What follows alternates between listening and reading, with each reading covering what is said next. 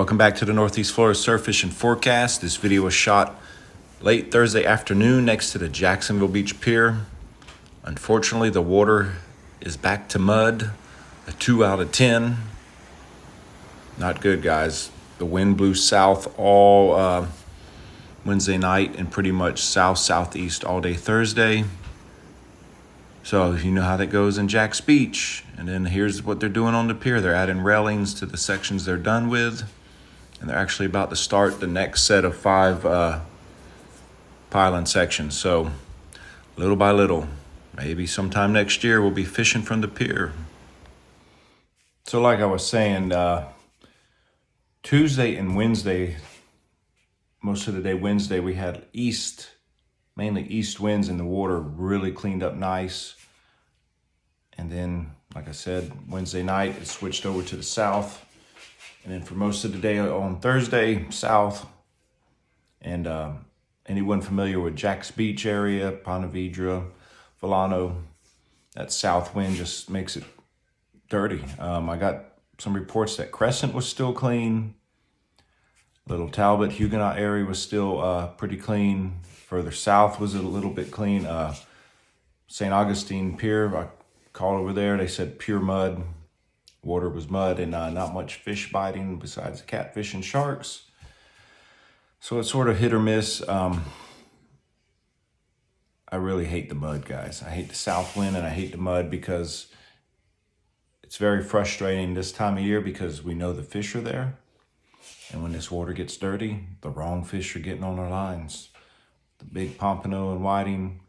Pier has been going down to the Crescent area, finding some clean water and getting some nice pompano and whiting. So that's where you got to go. Same as Huguenot, Little Talbot, Fort George area. It's really just pick a spot and go. But what I can tell you is the pompano hitting sand fleas, crab knuckles, clam, and clam tipped with the fish bite clam flavor. Right now with shrimp, the shrimp is still getting a few pompano and whiting, but for the most part, it's attracting catfish, the sharks, the spots, the little croakers, and a ton of small whiting. And that's it. And a little bit better news. Saw 3 schools of mullet in the surf the last 2 days. Saw Spanish jumping out past the breakers still.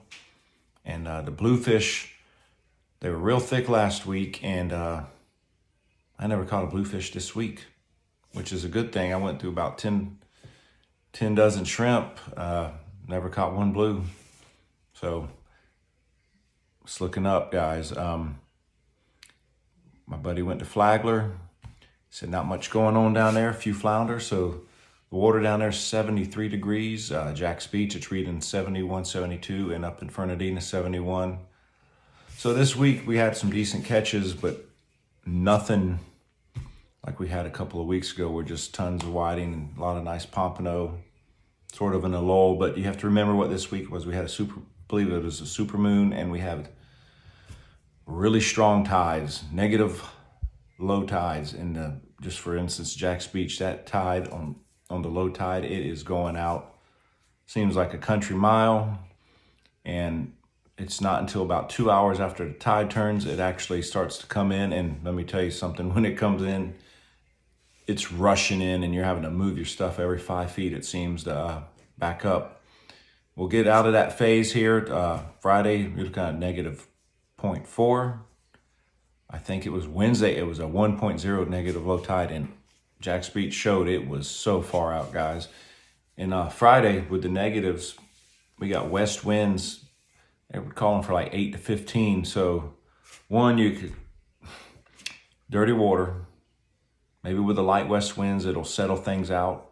It can do that at times if it'll blow light all day and give that mud a chance to just settle down. It'll get maybe sandy green, which is perfect. You can still catch fish in that, guys. But with these west winds and the negative low tides, the tide's going to go out extremely fast and even further out. So you want to see what a negative low in Jack's Beach looks like? Go tomorrow around 4:30, 5:30. And then you'll see, and you'll just see how much beach there is at low tide and why fishing in Jack's Beach is really bad at high tide. There is literally no cuts up and down the beach. It's hard, compact sand. Got a good sand fillet report, guys. They're in Jack's Beach on the end of the dead low tides and at night. They're really thick at night in shin deep water. Bring your flashlight. Eventually they'll start showing up like they were this time last year. I was just loading up. But honestly, I've caught more fish on the clam and the sand fillet fish bites versus the sand fleas. I used sand fleas last week, live sand fleas, and darn stingrays were favoring them more, and the clam was catching the whiting and pompano. So that's how it goes sometimes. That's why you got to bring a multitude of baits. Right now I got in my cooler, I think 3 dozen of the big clams. I got them over at Larry Finch's store. Gonna take them this weekend, cut them up. I get about 4 to 5 pieces of bait out of each of those clams. I'm gonna salt them, and then I can use those for 3 to 4 weeks. Remember, May 15th coming up. We got the Florida Surf Anglers Tournament. Check it out. Go to their website. It's a good tournament. Whiting and pompano. And let's pray for some northeast winds, about 5 to 7. No rain, overcast. Lots of fish will be caught if we get that type of weather. Saturday, the winds, they're calling for northeast 15 to 20. So which means it'll probably be a lot stronger than that, probably 15 to 25. And then Sunday, southeast 10 to 20. So it's quite a weekend. It seems like the weekends have been blowouts here lately. And let's just hope the northeast winds stay about 10 to 15. And if that does, they're calling for an afternoon and for it to decrease. If that's the case, you'll have the low tide. With the Sputniks, you'll be able to hold. If the water's clean, those pompano will still bite all day in that kind of weather. When the pier was open, we'd catch the pompano and whiting northeast at 20. Once it hit about 25, it became a little too rough. But about 20 is on the verge of the clean, dirty water with a northeast wind. Once it hit 25, it became real sandy, and the bite just died. That's how it goes. And then, like I said, Sunday, southeast 10 to 20. So we'll have a report. We'll try to get a report up Friday afternoon and Saturday afternoon with water clarity. This is a hard weekend to forecast because depending on what the water looks like tomorrow, that northeast wind could either be really clean or really dirty. So let's hope the west wind on Friday smooths things out. If not, fish the inlets, guys. Volano, Huguenot. You can go up to Amelia Island. There's still places to fish, and if you want to fish the river, right now they're catching some nice mangrove snapper, nice flounder, nice reds. So fish are there. If you got any questions, leave them. And the picture at the beginning of this video, me and my buddy were fishing. That trout, I had to share it. He hit both of our lines at the same time. So we were both fighting the same fish. Reeled it in both of our hooks. One like this. That fish had no way of getting off. Pretty cool story. So if you got any cool stories like that, post them up on our Facebook page or our YouTube page. I'm thinking about starting a little section where we tell a story a week, because we all have some good fishing tales that need to be shared, and stuff that you probably wouldn't believe if you didn't see it. So with that being said, guys, tight lines, hit that like and subscribe button. Check out our Facebook page. We get lots of reports. We're trying to expand as well further south, because there's a lot of people that are fishing past Flagler, and we get a lot of questions. And until we get some people that can actually give us some good water reports from down there, I don't feel comfortable giving a forecast, because I don't want to mislead you. But for the Northeast Florida area, we're getting pretty good at that, because we got a lot of people sending in information, what they're catching, what they're biting on, and how the water looks. So we're just trying to help you guys out. We know a lot of people don't live right on the ocean. I'm fortunate enough to have a job where I can check it out a couple times a day. And my buddy Brian, he had to drive from Ocala 2.5 hours.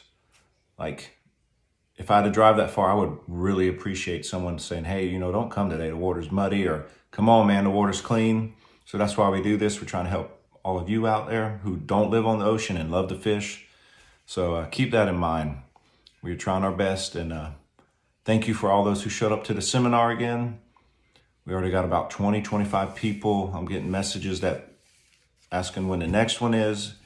It will be probably sometime towards the end of May. If you are interested, just let me know if you want to come. It'll probably be the same, we'll be going over the same tactics, and we'll add a few other things to it. There's always something to add, always something different to fish for in the surf that you got to change it up, especially with the float rig. I had a lot of questions about the float rig. I'll show that again, and it's my favorite rig to use, really catch flounder, reg, trout, drum, whiting, pompano, everything on it, Spanish mackerel.